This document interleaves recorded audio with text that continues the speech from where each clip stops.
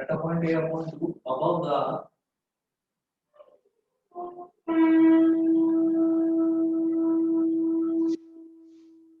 surface of the wire,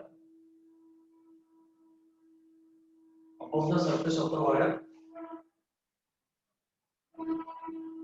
to that at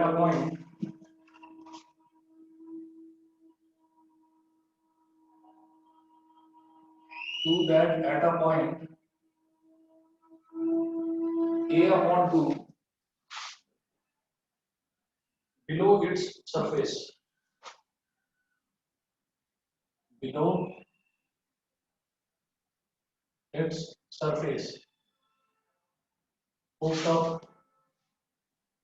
What is the maximum value of the field of this wire?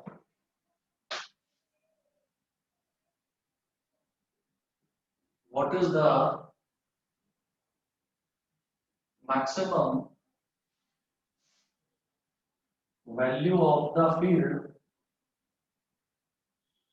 What is the maximum value of the field of this wire? Of this wire. अब क्या है कि इसी question का जो first part था वो हमने लास्ट टाइम किया था, ये जो सेकंड पार्ट है, इस सेकंड पार्ट को समझने के लिए फर्स्ट पार्ट की फिगर मैं आपको समझा देता हूँ कि क्या दे रखा था उसमें। उसमें क्या था कि एक वायर दे रखा था जिसकी कुछ थिकनेस थी, मतलब काफी मोटा वायर था, जैसे नॉर्मली पतला वायर होता है तो पतला वायर नहीं था, उसकी कुछ थिकनेस थी और उसकी थिकनेस का जो एरिया ऑफ क्रॉस सेक्शन होता है, तो रेडियस ऑफ क्रॉस सेक्शन दे रखा था स्मॉल ए। ये देखिएगा इस तरीके से दे रखा था वायर कि जैसे मान लीजिए सिलेंड्रिकल होता है वायर, तो ये वायर है और इस वायर में इस तरह से करंट फ्लो कर रहा था और इस वायर का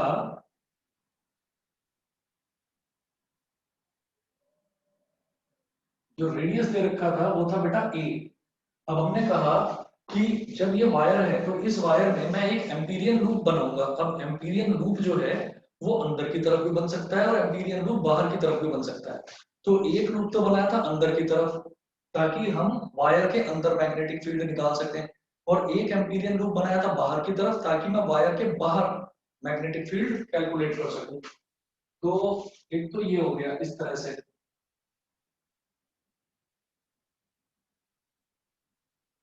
ये तो अंदर की तरफ हो गया। जो अंदर की तरफ है, जो अंदर की तरफ है उसको मैंने लूप 1 बोल दिया था और जो बाहर की तरफ है उसको लूप 2 बोल दिया था। जो अंदर की तरफ है इसको तो लूप 1 बोल दो और जो बाहर की तरफ है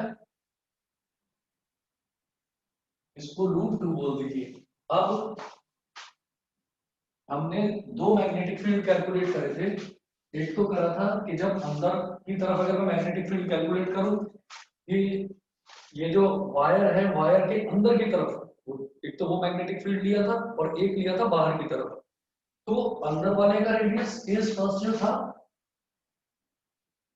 केस फर्स्ट ये था when r is less then a। जब r a से छोटा होगा तभी तो अंदर होगा।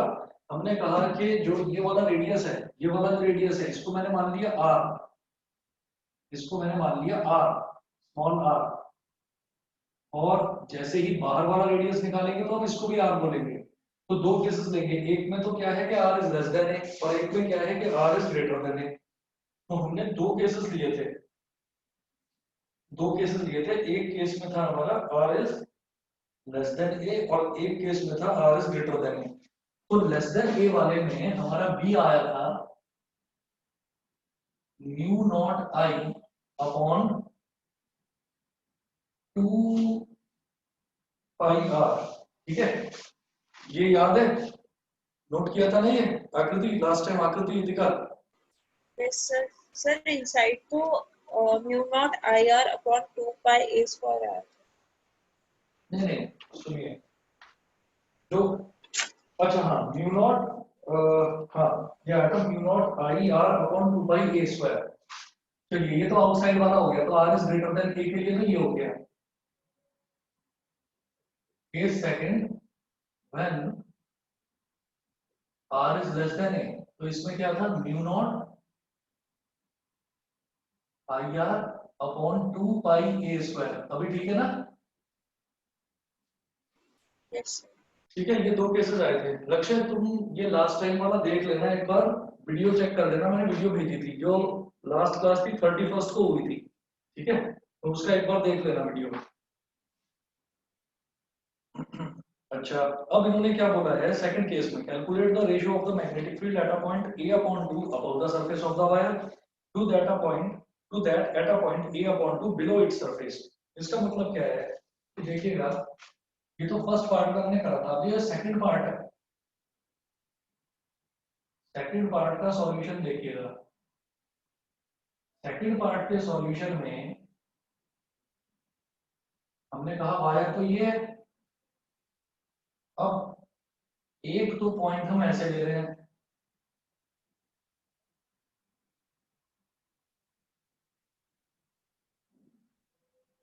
Eight a point a/2।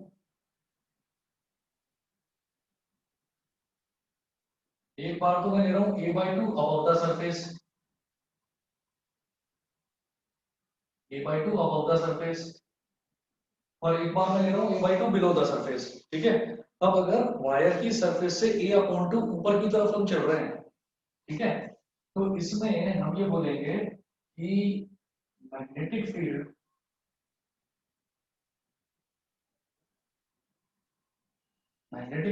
Eight a point a/2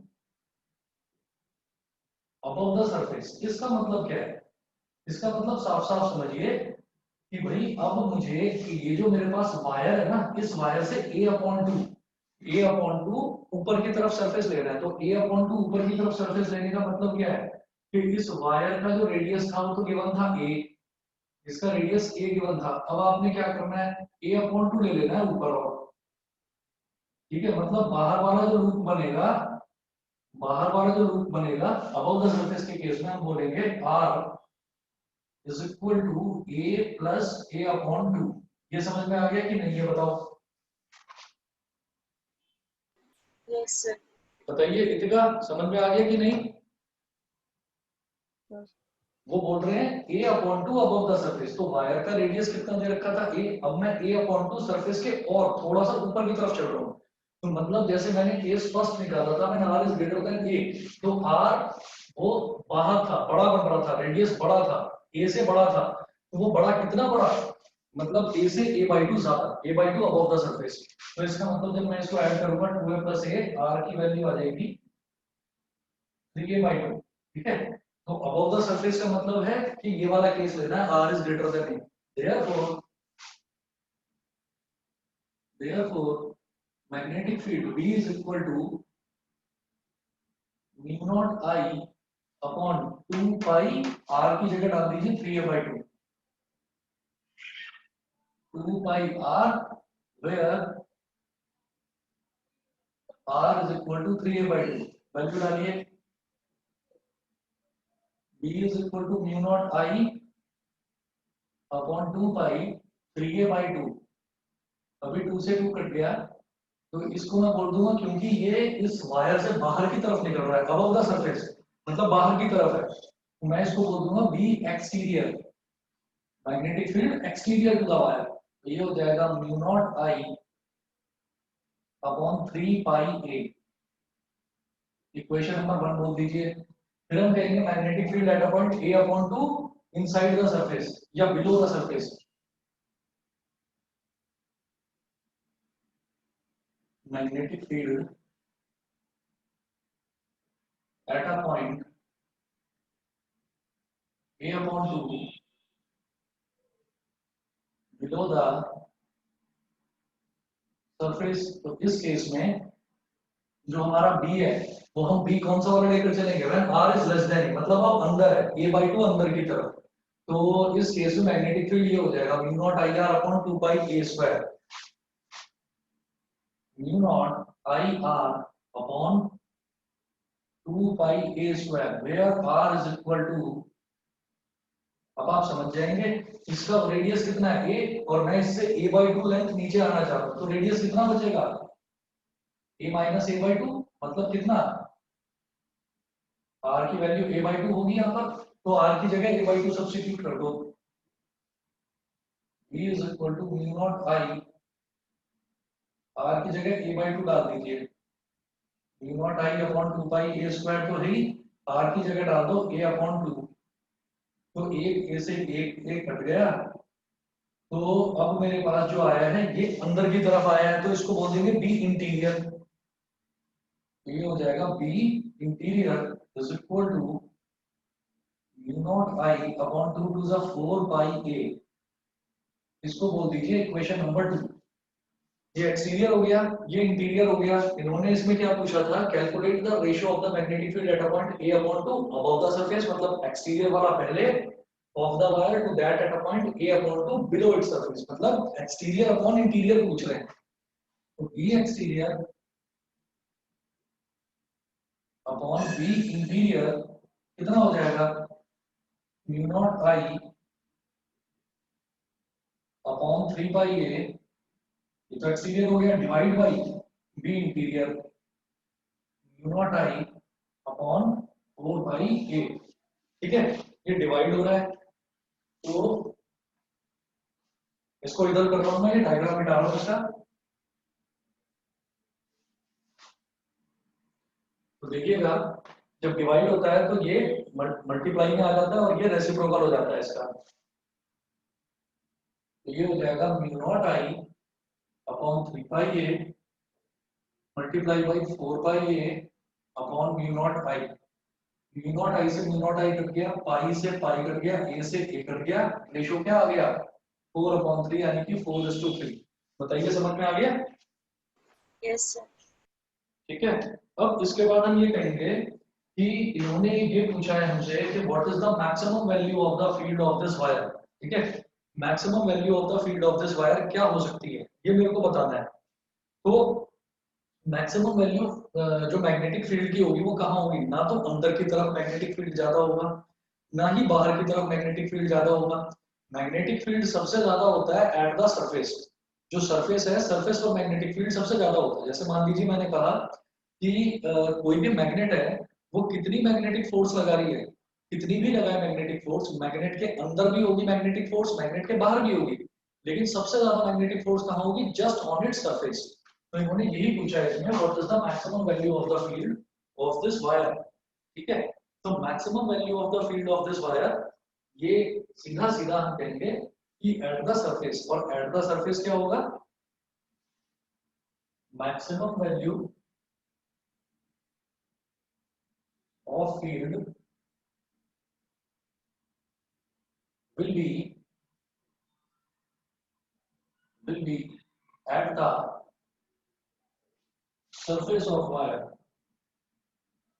will be at the surface, और सरफेस के केस में तो सीधा सीधा हमारा dl is equal to mu naught I, और यहाँ पर लेंथ कितनी लेंगे हम 2 पाई a, जो वायर का सरकमफ्रेंस है बस वो लेंगे, तो b हो जाएगा mu naught I, b max maximum value mu naught I upon 2 pi a।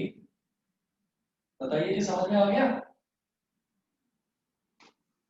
Question clear है? ये जो लास्ट वाली तो लास्ट यस वाला सर। जो है ना, तो लास्ट वाले में कोई कॉन्सेप्ट नहीं लगाना आपको, कोई कैलकुलेशन नहीं करनी है, ये बस आप सीधे सीधे जानिए कि जो मैक्सिमम वैल्यू होती है फील्ड की वो सरफेस पर ही आती है और कहीं नहीं आती, ठीक है ना। करंट भी, ये मैग्नेटिक फील्ड की बात हो रही है, अगर मान लीजिए करंट की भी बात होगी तो इलेक्ट्रिक फील्ड वायर के अंदर भी होगा, इलेक्ट्रिक फील्ड वायर के बाहर भी होगा।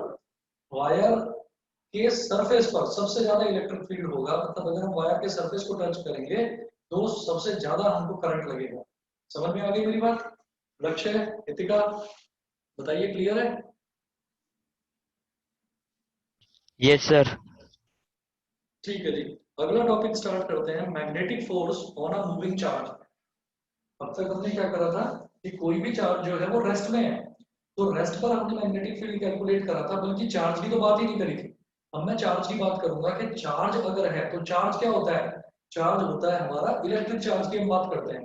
तो इलेक्ट्रिक चार्ज को हम स्टैंडर्ड जो है, स्टैंडर्ड के तौर पर हम क्या लेकर चलते हैं, क्यू बोलते हैं हम उसको, क्यू होता है ना चार्ज। तो वही चीज है यहाँ पर, जो नेक्स्ट टॉपिक है magnetic force on a moving charge, मतलब चार्ज भी है और वो चार्ज जो है वो मूव भी कर रहा है। चलिए जी, अब देखते हैं। ये नोट कर लिया ये वाला क्वेश्चन, बताइए मिटा दूं? आकृति हो गया, मिटा दूं? यस सर होगा। ठीक है।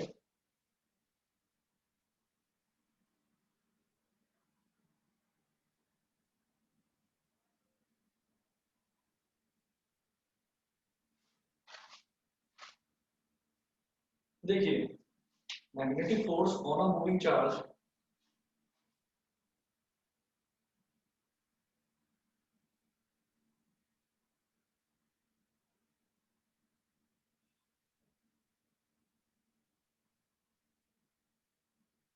Magnetic force on a moving charge अगर ये चीज हमसे पूछी जाती है तो इस चीज में क्या होता है कि हमने बोला कि इसमें ना कोई ऐसी चीज नहीं है कि आप कोई चीज डिराइव करके दिखाएंगे। इसमें कई टॉपिक्स जो हैं वो based on the topics, some of the topics are based on observations, कि जो आपने मतलब किसी भी साइंटिस्ट ने उसने ऑब्जर्व किया और ऑब्जर्व करने के बाद उस चीज को बता दिया कि ये ऐसे ऐसे होता है।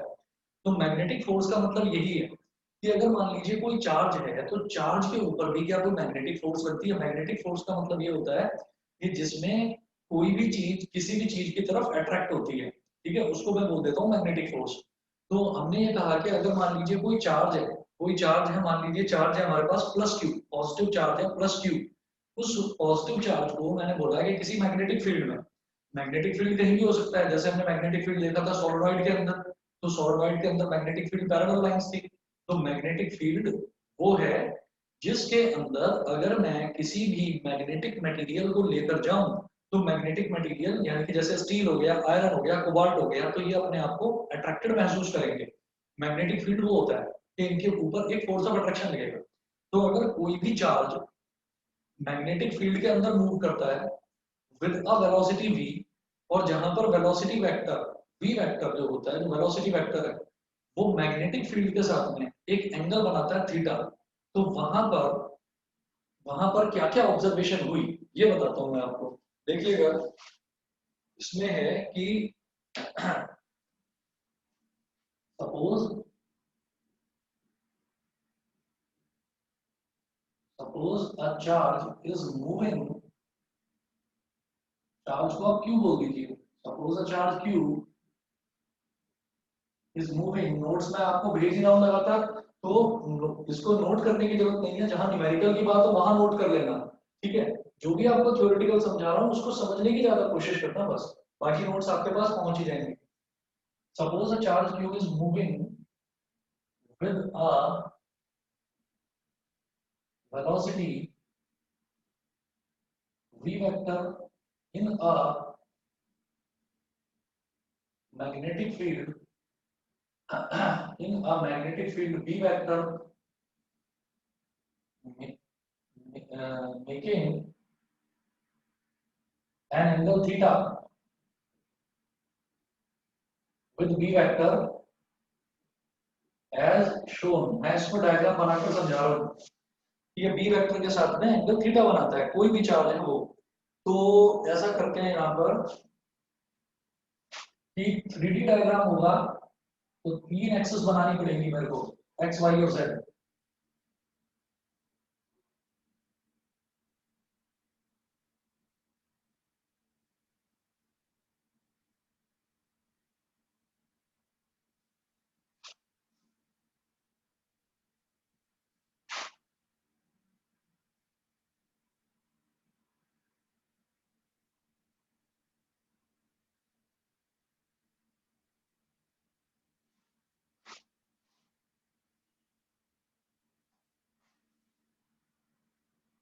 अब मैंने कहा कि ये वाली एक्सेस तो वाई है,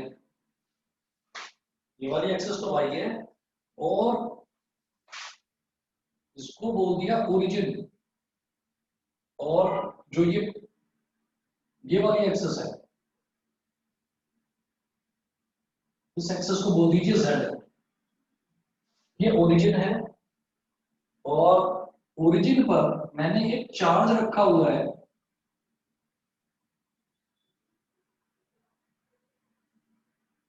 यहाँ ओरिजिन पर मैंने एक चार्ज रखा हुआ है प्लस क्यू, पॉजिटिव क्यू एक चार्ज रखा हुआ है ओरिजिन पर। अब हमने कहा कि यहां से इस डायरेक्शन में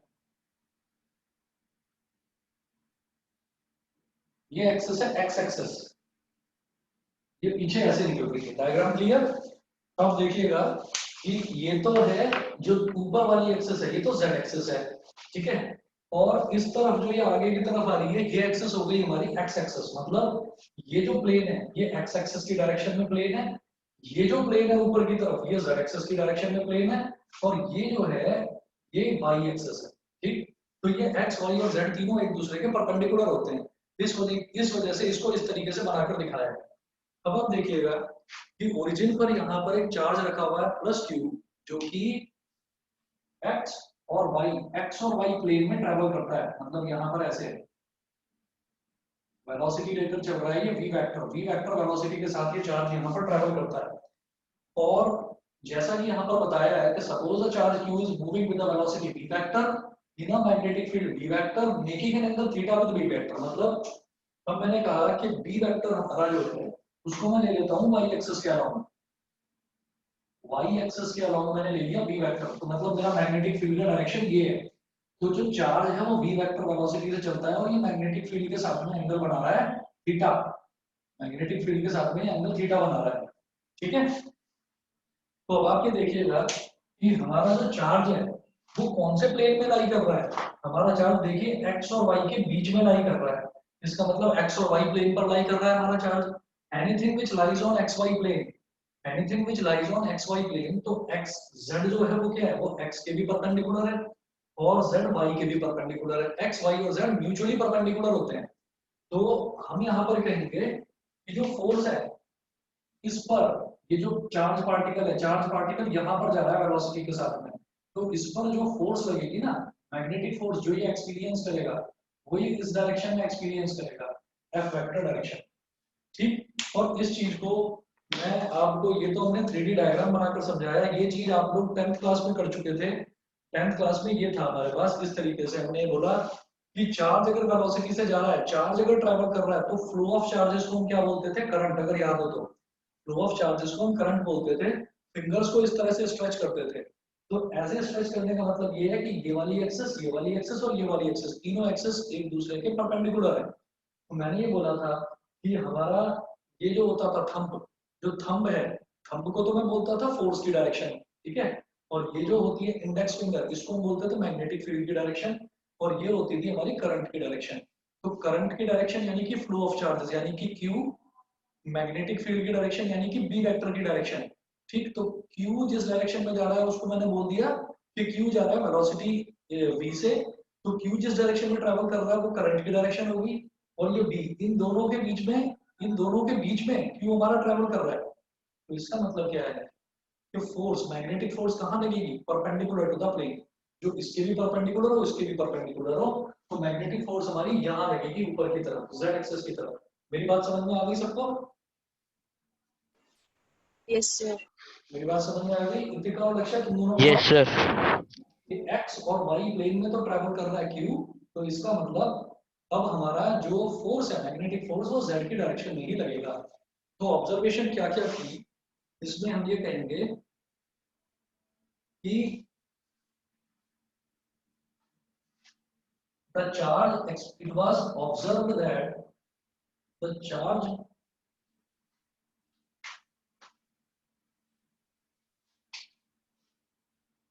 it was observed that the charge experiences a force F vector such that F vector such that, अब क्या क्या ऑब्जर्वेशन थी वो ऑब्जर्वेशन सुनिए। पहली थी the force is proportional to the magnitude of the magnetic field such that, first part है force is proportional, यानी कि फोर्स सिर्फ F is proportional to the magnitude of magnetic field, magnetic field जितना ज्यादा होगा उतनी ही ज्यादा फोर्स लगेगी, कि ये ऑब्जर्व करा गया कि ज्यादा मैग्नेटिक फील्ड होगा तो ज्यादा फोर्स के साथ चार्ज जो है वो डिफ्लेक्ट होगा। सेकंड ऑब्जर्वेशन, पहली ऑब्जर्वेशन तो ये थी कि जो फोर्स लगेगी वो डायरेक्टली प्रोपोर्शनल होगी मैग्नेटिक फील्ड की, मैग्नेटिक फील्ड के। दूसरी जो ऑब्जर्वेशन थी वो ये थी कि फोर्स जो है वो डायरेक्टली प्रोपोर्शनल होगी चार्ज के, कि जितना ज्यादा चार्ज होगा, जितना ज्यादा चार्ज होगा उतनी ही ज्यादा फोर्स उस पर लगेगी। तीसरी ऑब्जर्वेशन ये थी कि force is directly proportional to v sin थीटा। अब ये v sin थीटा कैसे निकलेगा? आप ये देखिएगा कि v जो है ये मैग्नेटिक फील्ड के साथ में, v जो है मैग्नेटिक फील्ड के साथ में थीटा बना रहा है एंगल। तो जब थीटा इसके साथ बना रहा है तो इसके साथ वाला कंपोनेंट तो हो गया v cos थीटा, और जो ये y एक्सिस है, y एक्सिस के परपेंडिकुलर क्या है, x एक्सिस, तो यहाँ पर जो कंपोनेंट बनेगा ये हो जाएगा v sin थीटा। तो जो फोर्स है वो v sin थीटा के भी डायरेक्टली प्रोपोर्शनल होगा। तो ये तीसरी ऑब्जर्वेशन हो गई, ये तीसरी ऑब्जर्वेशन ये हो गई। तो अब ये जो तीन फैक्टर्स हैं इनको कंबाइन करेंगे, combining these three factors, combining these three factors, f is directly proportional to qvb sin theta। यहां तक समझ में आ गया? f is directly proportional to qvb sin theta, ये हो गया। तो अब हम इसको ये कहेंगे या फिर, और f is equal to, ये प्रोपोर्शनलिटी साइन हटाकर k qvb sin theta, ठीक है। अब हम क्या करेंगे कि यूनिट्स जो लेंगे ना, यहाँ पर जितनी भी हम यूनिट्स लेंगे, units are so taken that this k is equal to 1। ये जो कांस्टेंट है k ये 1 के बराबर हो जाएगा, ठीक। तो k अगर 1 के बराबर हो गया तो f कितना हो जाएगा? f सीधे सीधे हम बोलेंगे qvb sin थीटा। f की वैल्यू हो गई qvb sin थीटा। ये तो हो गया फोर्स हमारा नॉर्मली, जो फोर्स हमारा आ रहा है, फोर्स की वैल्यू कितनी आएगी, यानी कि फोर्स का मैग्नीट्यूड कितना आएगा। अगर फोर्स को हमें लेना है, अगर फोर्स को लेना है हमें वेक्टर फॉर्म में, तो वेक्टर फॉर्म में हम किस तरीके से लेंगे? आप ये देखिएगा कि फोर्स की डायरेक्शन ये है, फोर्स की डायरेक्शन ये है, और ये v वेक्टर है और ये p वेक्टर है, यानी कि v vector is getting cross product into v vector. v vector का क्रॉस प्रोडक्ट हो रहा है b वेक्टर के साथ में, तो ये f वेक्टर बन रहा है। तो हम इसको क्या बोलेंगे? q तो चार्ज है, तो f वेक्टर क्या हो जाएगा? q, और ब्रैकेट में v vector cross v vector. ये बताइए, ये समझ में आ गया? Yes sir. है ना, v वेक्टर का क्रॉस प्रोडक्ट हो रहा है b के साथ में, तभी हम b से b की तरफ बढ़ते हुए हम जा रहे हैं, फोर्स की हमारी डायरेक्शन फाइनली ये आ रही है f वेक्टर। तो v vector cross b vector, और हम जानते भी हैं कि sin थीटा कैसे आ गया, क्योंकि v vector cross b vector अगर मैं लेकर चलूंगा तो क्या होगा कि v cross b, a vector cross b vector क्या होता है? a b sin theta. तो अगर क्रॉस प्रोडक्ट की टर्म्स में लिखूंगा तो sin थीटा आ जाएगा। ऐसे ही मान लीजिए अगर cos थीटा होता तो मैं इसको v vector dot b vector लिखता, ठीक है। तो v vector cross b vector, ये समझ में आ गया? ये यस समझ में आ गया? तीनों को क्लियर है? ठीक है। इसके बाद देखिएगा तीन केसेस लेकर चलेंगे, स्पेशल केसेस। किसी भी डेरिवेशन में स्पेशल केसेस बहुत इंपॉर्टेंट है। और ये जो मैग्नेटिक फोर्स होती है, मैग्नेटिक फोर्स में तो कोई डेरिवेशन भी नहीं है, बस ऑब्जर्वेशन से ये पता चला कि हमारा जो मैग्नेटिक फोर्स है it is directly proportional to magnetic field, यानी कि F is directly proportional to B, F is directly proportional to Q and F is directly proportional to V sin theta. तीनों को कंबाइन करा, QV sin theta is equal to sin हटाया, proportionality sin हटाया, तो constant आ गया K। हम units of measurement कुछ इस तरीके की लेकर चलेंगे कि K इज इक्वल टू 1, और फिर जब K 1 हो जाएगा तो F is equal to QV sin theta. फिर इसको वेक्टर फॉर्म में लिखेंगे तो Q V vector cross B vector. उसके बाद देखिएगा स्पेशल केसेस। स्पेशल केसेस में हम ये कहेंगे सबसे पहले कि अगर एक चार्ज पार्टिकल जो है वो रेस्ट में है, यानी कि if v is equal to 0। हाँ जी, कुछ बोल रहे हैं? If v is equal to 0, अगर v 0 है यानी कि अगर चार्ज पार्टिकल रेस्ट में है तो फोर्स कितना हो जाएगा, फोर्स देखिएगा कितना था, q v b sin theta, v की वैल्यू 0 हो गई तो q into 0 into v sin theta, ये 0 यानी कि फोर्स हो गया आपका 0। मतलब अगर कोई भी चार्ज पार्टिकल जो है वो मूव नहीं कर रहा है, वो रेस्ट में है, तो उस पर लगने वाली मैग्नेटिक फोर्स हमेशा 0 होगी, उस पर कोई मैग्नेटिक फोर्स नहीं लगेगी। बताइए जी, क्लियर है इतना? ठीक है, यस सर। ठीक। अब सेकंड, भाई देखिए चार्ज तो यहाँ पर कांस्टेंट है, हमने ये कह दिया कि चार्ज की तो वैल्यू फिक्स रहेगी। अब चार्ज को तो मैं 0 नहीं ले सकता ना, चार्ज को अगर मैं 0 लूंगा तो फिर मेरे को पढ़ने की जरूरत ही क्या है यहाँ पर, है ना? चार्ज को तो हम 0 नहीं लेंगे, चार्ज तो कुछ ना कुछ होगी चार्ज की वैल्यू। तो क्या चेंज हो सकता है, या तो v 0 हो सकता है या मैग्नेटिक फील्ड ही ना हो।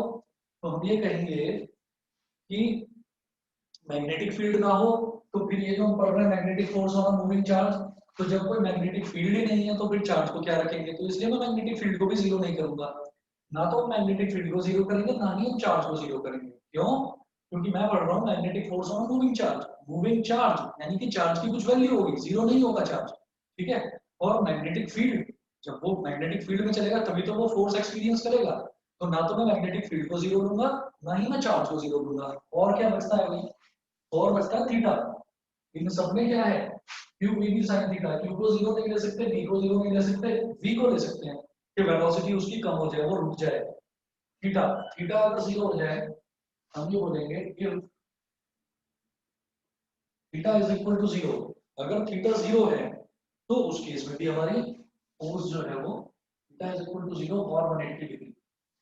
तो देन इस केस में भी देखिए f कितना हो जाएगा, q v d sin 0 और q v b sin 180, sin 180 भी 0 होता है, sin 0 भी 0 होता है, तो टोटल हमारा फोर्स 0 हो गया। यानी कि sin theta is equal to 0 मतलब थीटा इज इक्वल टू 0 मतलब ये एंगल बन ही नहीं रहा है। मतलब अगर हमारा जो चार्ज है ना वो एग्जैक्टली ये थीटा नहीं बन रहा है, एग्जैक्टली ये इसकी डायरेक्शन में जा रहा है, मैग्नेटिक फील्ड की डायरेक्शन में जा रहा है, तो फोर्स एक्सपीरियंस कुछ नहीं होगी। यानी कि क्या है, if the charge is moving along B vector, along B vector का मतलब ये बी वेक्टर की डायरेक्शन में ही ट्रैवल कर रहा है, तो उस पर कोई फोर्स एक्सपीरियंस नहीं होगी, फोर्स इज इक्वल टू 0 हो जाएगा। कितना समझ गए बताओ, क्लियर है आकृति? Yes sir. उसके बाद देखिए theta is equal to 90 degree. Theta is equal to 90 degree का मतलब क्या है कि ये जो है हमारा चार्ज ये इस डायरेक्शन में जा रहा था, अब ये टोटली इस डायरेक्शन में जाने लगा, मतलब ये थीटा पूरा का पूरा कंप्लीट हो गया। वाई की डायरेक्शन में है ना बी वेक्टर, तो 90 डिग्री का मतलब क्या होगा कि अब बी वेक्टर तो मेरा वाई डायरेक्शन में है, और वेलोसिटी जो है चार्ज किस डायरेक्शन में ट्रेवल कर रहा है, एक्स की डायरेक्शन में, तो दोनों के बीच में एंगल कितना बन गया, 90 degree. If theta is equal to 90 degree तो फोर्स कितना हो जाएगा, F is equal to Q V B sin 90 degree. sin 90 degree होता है 1, तो sin थीटा की मैक्सिमम वैल्यू होती है 1, तो इसका मतलब मेरा जो फोर्स है, फोर्स की मैक्सिमम वैल्यू हो जाएगी F max is equal to Q V B। ये फोर्स किस केस में निकाल रहे हैं, whenever a charge particle is moving in a magnetic field। याद रखिएगा, अब जो मैंने ये टॉपिक स्टार्ट करा है इससे पहले मैंने कहीं पर भी आपको इलेक्ट्रिक चार्ज का नाम नहीं दिया था। अब जो हमने यहाँ पर टॉपिक स्टार्ट करा है, यहाँ पर धीरे धीरे इलेक्ट्रिसिटी भी मैग्नेटिज्म के अंदर घुसना शुरू कर रही है, समझ लो। मतलब अब धीरे धीरे हम वो भी फंडे लगाएंगे जो हमने इलेक्ट्रिसिटी में यूज करे थे, क्योंकि अब मैं चार्ज को लेकर चल रहा हूँ, और चार्ज कहाँ होता है, चार्ज कभी भी मैग्नेटिक फील्ड में नहीं लेते। मैग्नेटिक फील्ड में अभी तक मैंने जितना भी पढ़ा इस चैप्टर में, मैंने north pole, south pole, magnetic field की डायरेक्शन, करंट की डायरेक्शन, मैंने अभी तक ये लिया था। मैंने अभी चार्ज का कोई रोल नहीं लिया था इसमें। अब हम चार्ज की बात कर रहे हैं, तो चार्ज के केस में फोर्स एक्सपीरियंस क्या होगा, Q V B sine theta. बताइए जी, ये क्लियर है सभी को? क्लियर है?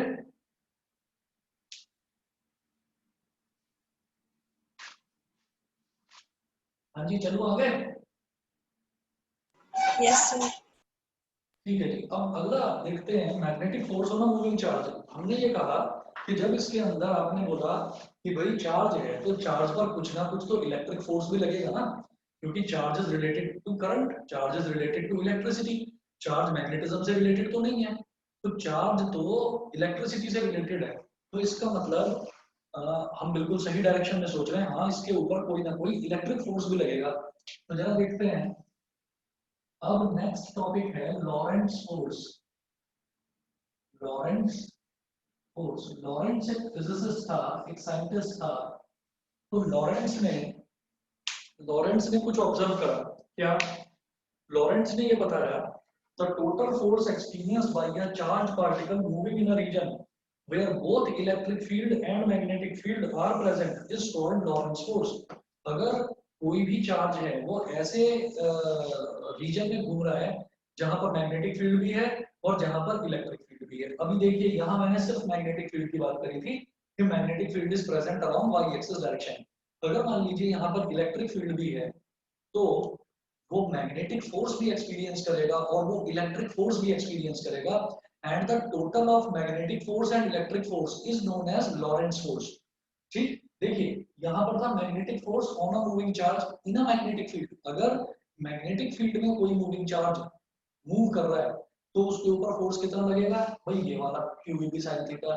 लेकिन अगर कोई जो चार्ज पार्टिकल है वो magnetic field as well as electric field दोनों में ट्रेवल कर रहा है तो उसमें जो टोटल फोर्स लगेगा वो टोटल फोर्स क्या होगा, उस टोटल फोर्स को हम बोलेंगे लॉरेंट्ज फोर्स। ठीक है, देखिएगा यहां पर charge Q in an electric field, a charge Q in an electric field experiences a force, Fe vector is equal to Q E vector। ये हम जानते हैं कि जब फोर्स होती है इलेक्ट्रिक फील्ड में, जो फोर्स लगती है वो क्या होती है, चार्ज इनटू इलेक्ट्रिक फील्ड। ये फोर्स होती है चार्ज इनटू इलेक्ट्रिक फील्ड। तो ये तो हमारा पहला हो गया। दूसरा, charge charge Q in a magnetic field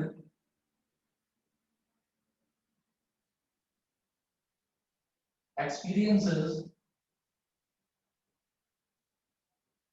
a force, magnetic को बोल देंगे Fm। तो Fm vector is equal to Q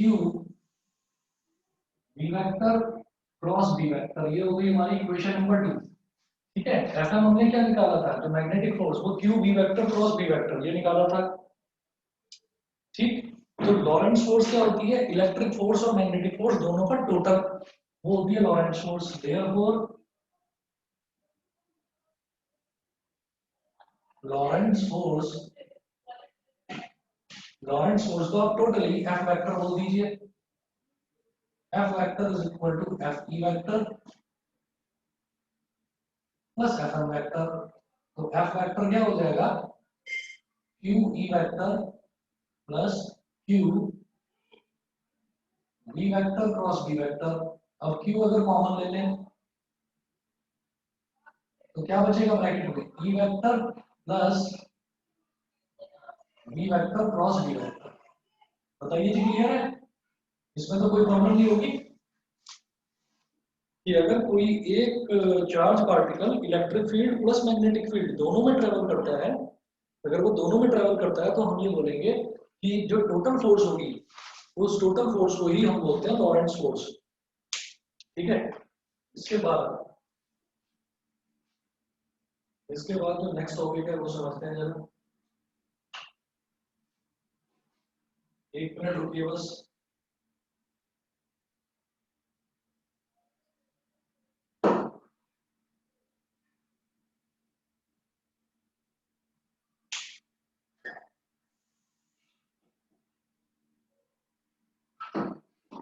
हम सब ने 11th क्लास में एक टॉपिक पढ़ा था, वर्क एनर्जी एंड पावर में एक टॉपिक पढ़ा था वर्क एनर्जी थ्योरम।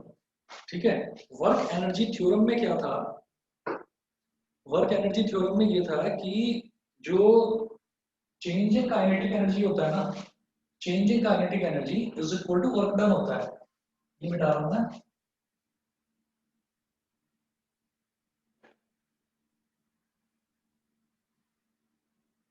हमने ये पढ़ा था कि कोई भी ऑब्जेक्ट है, कोई भी ऑब्जेक्ट अगर मान लीजिए ये है, ये ऑब्जेक्ट इनिशियली, इसका मास है ऑब्जेक्ट का m, और ये इनिशियली u वेलोसिटी से चलता है एक सरफेस पर, और फिर ये ऑब्जेक्ट यहाँ पहुंच जाता है, मास तो सेम रहेगा m, और वेलोसिटी इसकी हो गई v।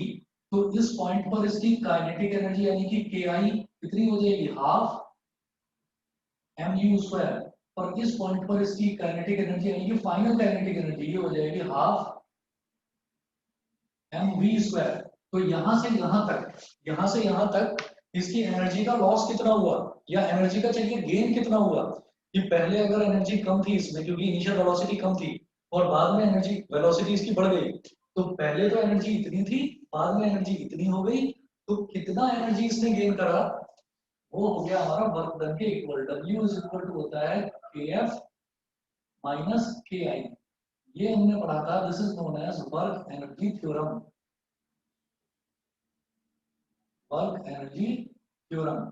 अब इस फंडे को दिमाग में रखते हुए kf माइनस ki का मतलब क्या है? Change in kinetic energy. ठीक, तो ये होता है हमारा वर्क एनर्जी थ्योरम। मैं इसको ऐसे भी बोल सकता हूँ कि W is equal to change in kinetic energy. ठीक, अब इस फंडे को ध्यान में रखते हुए अब मैं इसको मैग्नेटिज्म में किस तरह से यूटिलाइज करूंगा, देखिएगा।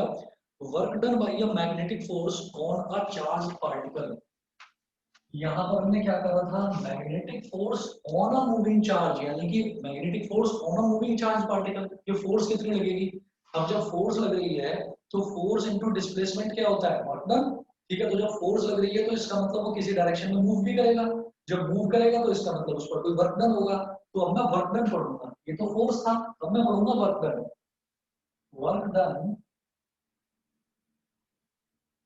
Work done by a magnetic force, by a magnetic force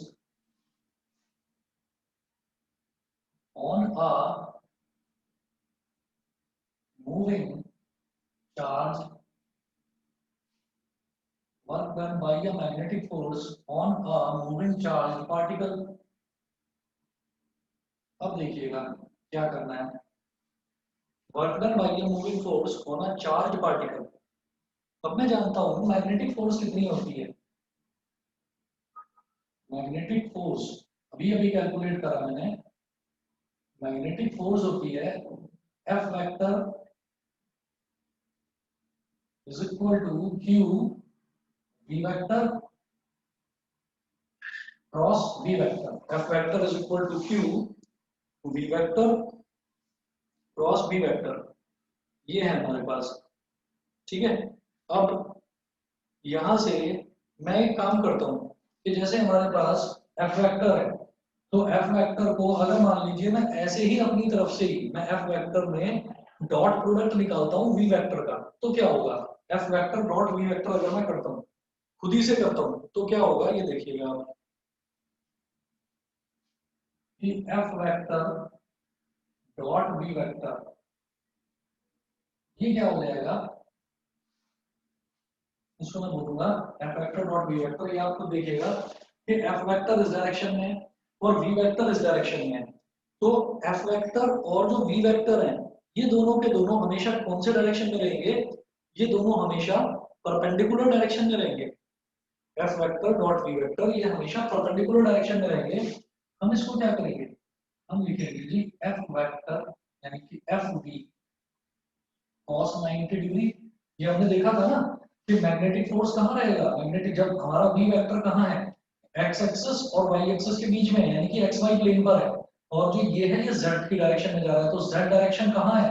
xy plane के परपेंडिकुलर। इसका मतलब फोर्स में और वेलोसिटी में हमेशा 90 डिग्री का एंगल बनेगा ही बनेगा। तो जब दोनों के बीच में 90 डिग्री का एंगल है, तो मैंने क्या बताया था आपको कि अगर F vector cross V vector हो तो वो क्या हो जाएगा, F V sine 90। F vector dot V vector, dot product क्या होता है, वो cos थीटा हो जाता है, F V cos theta. Theta क्या है यहाँ पर 90 डिग्री, 90 डिग्री cos 90 डिग्री क्या होता है, 0। तो ये हो गया मेरे पास एफ वी इंटू 0। बताइए जी, इतना समझ में आ गया। तो F vector dot V vector 0 के बराबर हो गया, ये क्लियर है कि नहीं, पहले ये बताइए। सर ये एक और बार बताओ। दोबारा बताओ। Yes sir. दोबारा सुनिएगा कि जब भी कभी हम डॉट प्रोडक्ट करते हैं ना, दो जो वेक्टर्स होते हैं, जैसे मान लीजिए हमारे पास दो वेक्टर्स हैं, एक वेक्टर है ए वेक्टर और एक वेक्टर है बी वेक्टर। तो सिंपल डॉट प्रोडक्ट का फॉर्मूला है, ए वेक्टर डॉट बी वेक्टर को मैं बोलता हूँ ए बी कॉस थीटा, और ए वेक्टर क्रॉस बी वेक्टर इसको मैं बोल देता हूँ A B sine theta.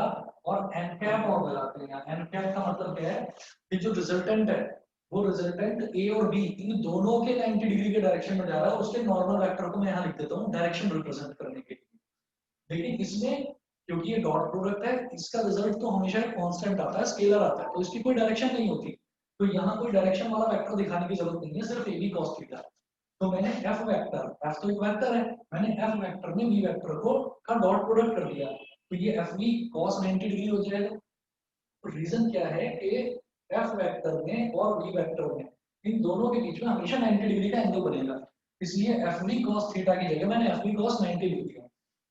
Reason है since F vector is perpendicular to B vector, मतलब दोनों के बीच में 90 डिग्री का एंगल है। बताइए समझ गए अब तो।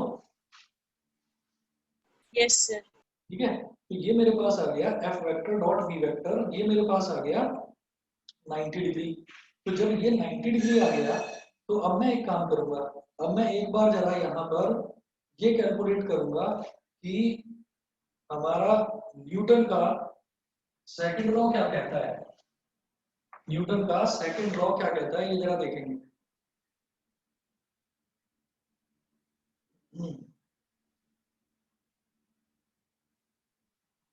देखिए मैं ये मिटा रहा हूँ, न्यूटन के सेकंड लॉ का स्टेटमेंट क्या था, force is equal to mass into acceleration. तो देखिएगा F vector is equal to mass into acceleration vector, mass तो कांस्टेंट है, मास वेक्टर क्वांटिटी नहीं होती, तो m इनटू ए वेक्टर। अब एक्सीलरेशन क्या होता है, चेंज इन वेलोसिटी, यानी कि dv वेक्टर बाय dt। ये हो गया, इसको मैं dv वेक्टर बाय dt लिख सकता हूँ। ठीक है, अब हम ये कह सकते हैं कि यहाँ पर m, since we have just seen that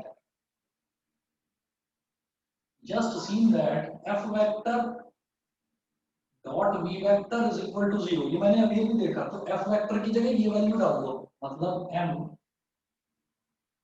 dv vector by dt ये डाल दिया, और dot V vector is equal to 0। ये समझ में आ गया होगा आपको कि f vector dot V vector मैंने यस 0 सर। दिखा दिया अभी, है ना, और f वेक्टर की ये वैल्यू है, तो f वेक्टर की जगह मैंने ये वैल्यू डाल दी, तो f vector dot V vector is equal to 0। ये हो गया। अब मैं इसमें क्या कर सकता हूँ कि ये जो पूरा टर्म है ना, इस पूरे टर्म में मैं 2 से मल्टीप्लाई कर दूं और 2 से डिवाइड कर दूं। ठीक है, हम इसमें 2 से मल्टीप्लाई करते हैं, हम ऐसा कर देते हैं इसको मल्टीप्लाई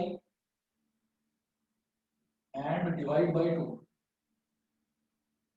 देखिए रिकॉर्डिंग में आपके साथ शेयर कर ही दूंगा, नोट्स में आपको भेज दूंगा, बस इस कॉन्सेप्ट को आप समझ लीजिए, नोट करने की जरूरत नहीं है। मल्टीप्लाई एंड डिवाइड बाय 2, मैंने 2 से मल्टीप्लाई करा, 2 से डिवाइड करा, तो एक काम करते हैं, 2 से डिवाइड हो गया ये, अब 2 से मल्टीप्लाई, तो 2m dv vector by dt dot v vector, ठीक है, इज इक्वल टू 0। अब एक काम करो, यहाँ पर इस 2 को, ये जो कांस्टेंट है 2, इसको अंदर ही रहने दो, और दूसरा कांस्टेंट जो m है मास, इसको बाहर निकाल दो।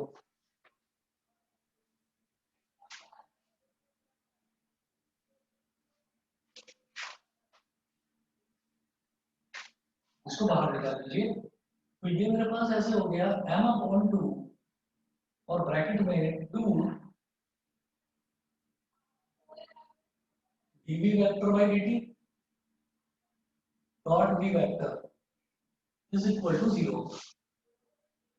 और मैं क्या लिख सकता हूँ इसको m/2 को। अब ये 2 है, तो जैसे मान लीजिए ये टर्म मेरे पास a हो गई, ये टर्म मेरे पास b होगी। जैसे मान लीजिए ये भी, ये dv वेक्टर बाई dt, ये a हो गया, a vector dot b vector, इधर 2 है, तो 2ab को मैं क्या लिख सकता हूँ, ab प्लस ab, है ना।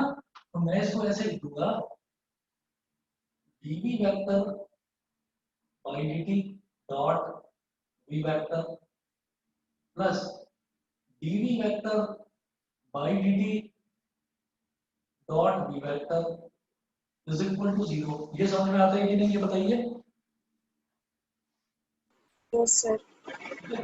अब एक रूल और होता है डॉट प्रोडक्ट का कि a vector dot b vector करो या b vector dot a vector करो, एक ही बात होती है। मैं यहां पर लिखूंगा इसको m/2, इसको हम लिख देंगे, पलट कर लिख दूंगा dv vector by b vector को मैं पलट कर लिख दूंगा b vector dot dv vector by dt plus dv vector by dt dot v vector. इसको ऐसे ही रहने दिया, इसको पलट कर लिख दिया इज इक्वल टू 0। ठीक है। और रीजन में मैं यहां पर एक चीज लिखूंगा, since a vector dot b vector is equal to b vector dot a vector. अब देखिएगा, अगर डिफरेंशिएशन रिकॉल कर रहे हो तो डिफरेंशिएशन में क्या होता है, first function into differential of second function plus differential of first function into second function. मतलब क्या कि पहले एक function as it is into D by D T of second function, फिर दूसरा function as it is into D by D T of first function. ठीक है। तो अगर फर्स्ट फंक्शन मेरा वी वेक्टर है और सेकंड फंक्शन भी वी वेक्टर है, तो पहले पहले वाले वी वेक्टर को एज इट इज छोड़ा, दूसरे वाले वी वेक्टर का डी बाई डी टी कर दिया। फिर क्या करा, फिर पहले वाले वी वेक्टर का डिफरेंशियल कर दिया और दूसरे वाला V vector as it is छोड़ दिया। तो ये तो प्रोडक्ट रूल हो गया ना, नहीं समझे? Yes sir. है ना। तो हमने ये कहा कि जैसे दो टर्म्स मल्टीप्लाई हो रहे होते हैं तो पहले एक टर्म को एज इट इज छोड़ा, दूसरे का डिफरेंशियल, फिर पहले का डिफरेंशियल करा और दूसरे को एज इट इज छोड़ा। तो ये मेरे पास क्या हो गया, ये तो मेरे पास प्रोडक्ट रूल लग रहा है। ठीक है। तो यहाँ तो मैंने ये चीज यूज करी और फिर उसके बाद मैं इसको कह सकता हूँ as per product rule, as per product rule of differentiation, as per product rule of differentiation, ये क्या है, ये है m/2 और dy dt of v vector dot v vector is equal to 0। ये जो अंदर है ये है कि dy dt of v vector dot v vector is equal to 0, ये चीज है। अब जब एक वेक्टर का उसी वेक्टर के साथ में डॉट प्रोडक्ट करते हैं तो वो उसके मैग्नीट्यूड का स्क्वायर आ जाता है। तो v वेक्टर का मैग्नीट्यूड क्या है, v वेक्टर का मैग्नीट्यूड तो सिंपली v ही है। तो ये क्या हो जाएगा, a vector dot a vector, आपको अगर पता हो ये ऐसे था कि a vector dot a vector is equal to a square होता है कि वेक्टर का, एक मिनट बताइए,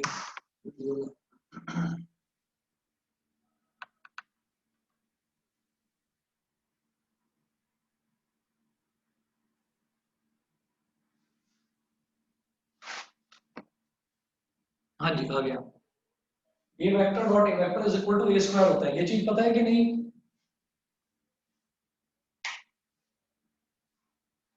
यस सर। क्लियरली बोल देना, अगर नहीं पता हो तो एक सेकंड में प्रूव भी कर दूंगा इसे। बताइए मालूम है कि नहीं? नहीं सर, पता है। ठीक है। तो ये क्या होगा, a vector dot a vector, क्योंकि वेक्टर का वेक्टर के साथ ही प्रोडक्ट डॉट प्रोडक्ट निकाल रहा हूं, तो इसका मतलब दोनों के बीच में एंगल कितना होगा, 0 डिग्री, दोनों एक ही डायरेक्शन में होंगे। और cos 0 क्या होता है, 1 होता है, तो a cos 0 यानी कि वो a स्क्वायर बन जाएगा। तो इसी तरह से मैं v vector dot v vector को क्या लिख दूंगा, यहां कर रहा हूं, v vector dot v vector को हम लिख देंगे v स्क्वायर। तो ये हो गया बेटा m/2 और d/dt of what v square is equal to 0। फिर क्या करूँ, ये जो m/2 कांस्टेंट है, तो कांस्टेंट को किसी भी डिफरेंशियल के अंदर या किसी भी डिफरेंशियल के बाहर ले जाया जा सकता है, कोई प्रॉब्लम नहीं है। तो इस m/2 को अगर मैं अंदर ले गया तो ये हो गया d/dt of half mv square. d/dt क्या होता है, चेंज है ना, और हाफ mv स्क्वायर क्या होता है, काइनेटिक एनर्जी। तो इसका मतलब क्या है कि it implies that d/dt of k is equal to 0 where k is kinetic energy of moving charge. ये मूविंग चार्ज की काइनेटिक एनर्जी है। और किसका, आप ये बताइए कि अगर किसी का भी डिफरेंशियल 0 होता है तो वो डिफरेंशियल 0 किसका होता है, किसी कांस्टेंट का ही तो 0 होता है। मेरी बात समझ में आ गई? Yes sir. कांस्टेंट का ही तो डिफरेंशियल 0 होता है। इसका मतलब जो हमारा काइनेटिक एनर्जी है, काइनेटिक एनर्जी में किसी तरीके का कोई चेंज नहीं हो रहा, k is constant. It implies that k is equal to constant. k is equal to constant because किसी कांस्टेंट का ही डिफरेंशियल 0 होता है। और k क्या है यहाँ पर, k हमारा काइनेटिक एनर्जी है। Thus, a magnetic force does not change the kinetic energy of the charged particle. Magnetic force does not change the kinetic energy of the charged particle. जब चार्ज पार्टिकल की kinetic energy में कोई change ही नहीं हो रहा है, तो ये जो चेंज इन काइनेटिक एनर्जी है ये 0 है। इसका मतलब work done on a moving charge particle in a magnetic field is always 0 as per work energy theorem. मेरी बात समझ में आ गई? वर्क एनर्जी थ्योरम क्या होती है कि किसी भी ऑब्जेक्ट पर वर्क डन कितना होता है, चेंज इन काइनेटिक एनर्जी। अब मेरा चेंज इन d/dt का मतलब होता है change. Change in kinetic energy 0 है, चेंज इन काइनेटिक एनर्जी ही तो वर्क डन होता है as per work energy theorem. तो इसका मतलब क्या है कि work done on a moving charge particle वो कितना है, हो ही नहीं रहा वर्क डन 0 है। बताइए, समझ गए? Yes sir. समझ गए? इतिका और लक्ष्य बताओ।